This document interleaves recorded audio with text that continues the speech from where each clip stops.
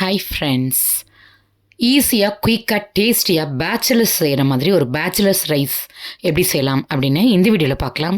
பேனில் அரை ஸ்பூன் நெய் சேர்த்து நெய் ஹீட் ஆன பிறகு 2 ஸ்பூன் வேர்க்கடலை, நறுக்கின பெரிய வெங்காயம் 1 சேர்த்து வதக்கி விட்டுக்கணும். நெய் சேர்த்து செய்கிறதுனால நல்லா வாசனையாக இருக்கும். அதே சமயத்தில் ஆனியன் நல்லா க்ரன்ச்சியாக இருக்கும், சாப்பிடும்பொழுது சூப்பராக இருக்கும். ஆனியன் சூடு ஏறின பிறகு ஒரு பிரிஞ்சி இலை சேர்த்து வதக்கி விட்டுக்கணும். ஆனியன் செவந்து வரும்பொழுது லைட்டாக சிவந்து வந்தால் போதும். அந்த சமயத்தில் 1 கப் குக் பண்ண ரைஸ் சேர்த்துக்கணும். இன்றைக்கி நான் ஆர்டினரி ரைஸ் சேர்த்துருக்கேன், நீங்கள் பாஸ்மதி ரைஸ் கூட சேர்த்துக்கலாம். கூடவே அரை ஸ்பூன் கரம் மசாலா, கொஞ்சமாக உப்பு, கொஞ்சம் மஞ்சத்தூள் சேர்த்து நல்லா மிக்ஸ் பண்ணி விட்டுக்கணும். சூப்பர், பிரிஞ்சி இலை கீழே விழுந்துருச்சு.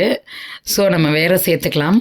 இது மாதிரி நல்லா ஈவனாக மிக்ஸ் பண்ணி சாதம் நல்லா சூடு ஏறின பிறகு 1 spoon hot and sweet tomato sauce சேர்த்துக்கணும். கூடவே கொஞ்சமாக முந்திரி, கொத்தமல்லி இலைகள் சேர்த்து ஃப்ரை பண்ணணும்.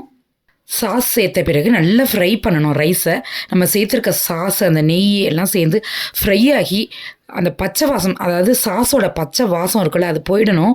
போன பிறகு ஒரு அரோமா வரும், சூப்பரான ஒரு வாசம் வரும். அந்த சமயத்தில் நம்ம ஸ்டவ் ஆஃப் பண்ணிவிட்டு சுட சுட சர்வ் பண்ணால் அட்டகாசமாக இருக்கும் இந்த ரைஸ். லஞ்சுக்கும் இதை நீங்கள் கொடுத்து விடலாம், ரொம்ப டேஸ்ட்டாக இருக்கும். ஆறினா கூட சாஸ்லாம் போட்டிருக்கிறதுனால ஒரு தனி டேஸ்ட்டாக இருக்கும். சப்போஸ் சாஸ் வேணாம் அப்படின்னு நினச்சா அதை ஸ்கிப் பண்ணிவிட்டு நீங்கள் இதே மாதிரி செஞ்சு சாப்பிட்லாம். இந்த வீடியோ உங்களுக்கு பிடிச்சிருந்தால் லைக் பண்ணி ஷேர் பண்ணுங்கள். இந்த வீடியோக்கு கீழே உங்களுடைய கருத்துக்களை பதிவிட மறந்துடாதீங்க. வணக்கம்.